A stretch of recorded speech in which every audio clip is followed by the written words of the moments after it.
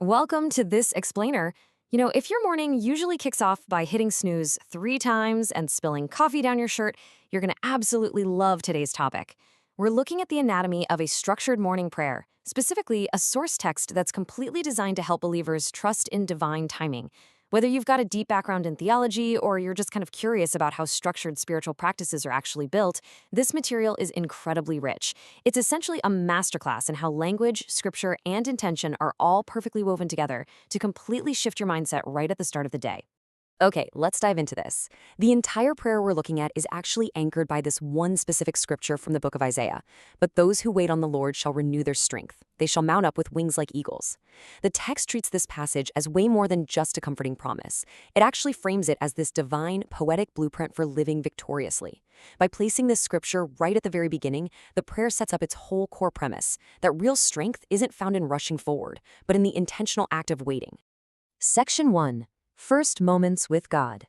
Let's look at the deep spiritual significance of dedicating the very beginning of your day. To really understand why the morning is so absolutely critical, the text sets up this really stark contrast between the world and the divine. Think about your own mornings for a second. Usually it's racing ahead and confusion, a ton of noise, and this frantic need to control everything, right? It's a feeling most of us know way too well. But on the flip side, the text proposes surrendering to a divine reality that's characterized by perfect timing, peace, and stillness. It's all about deliberately trading in your chaotic human schedule for a completely flawless divine one before your day even really gets going. Section 2. The Purpose of Waiting. Let's explore how this prayer tackles impatience by treating waiting as a sacred discipline. Of course, the moment you talk about surrender and control, you hit a major point of tension, and that's impatience.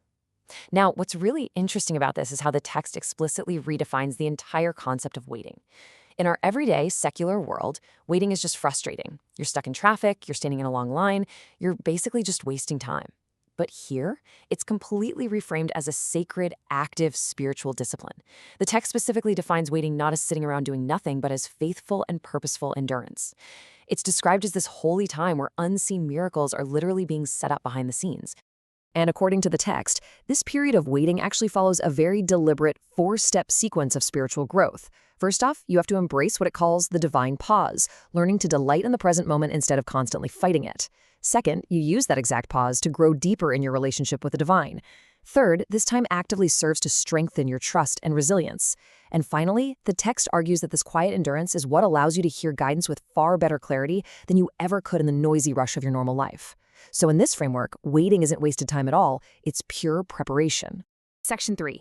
Faith in daily life. Let's move to and see how this builds from abstract concepts into practical, everyday application. So the source doesn't just leave these ideas floating out in the realm of abstract theology. The prayer methodically targets the exact areas of life that stress us out the absolute most. Take families, for instance.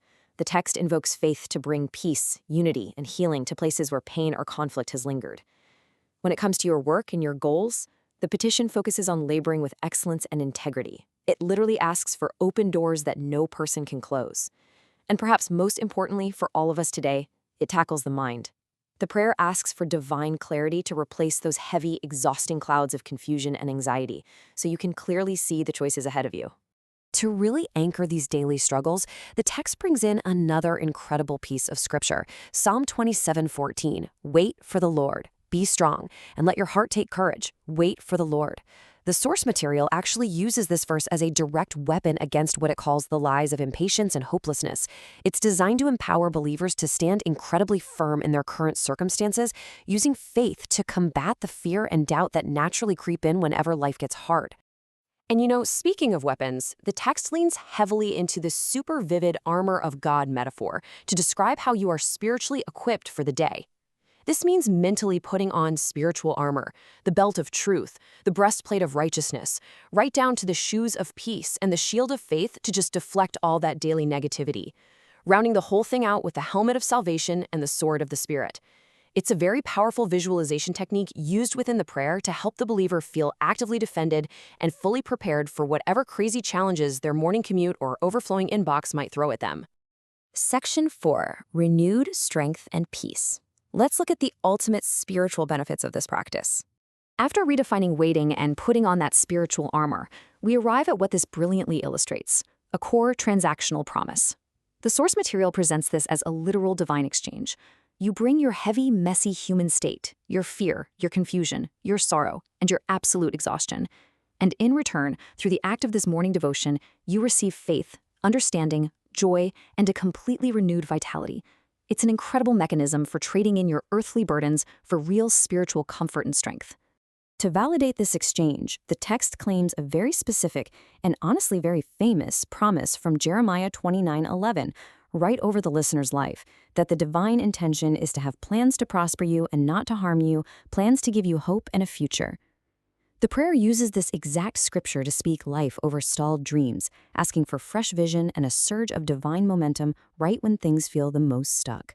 So the crucial point is that this highly structured prayer promises 4 distinct, incredibly powerful takeaways for anyone who engages with it. By the time you finish, the text states it will definitively quiet your anxious thoughts. It will provide the deep wisdom you need to recognize direction despite all the loud noise of the world. It will give you the sheer spiritual strength to overcome challenges. And ultimately, it will firmly anchor your heart in God's promises, no matter how wildly your external circumstances might be shifting around you. Which brings us to the ultimate reflection drawn from this source material. By examining the anatomy of this prayer, we see a profound, really compelling argument for the power of intention, surrender, and patience. The text challenges our very modern impulse to just rush and worry about everything, offering instead a structured, reliable path to peace. It leaves us with a pretty compelling thought to ponder. How will you use the first moments of your day?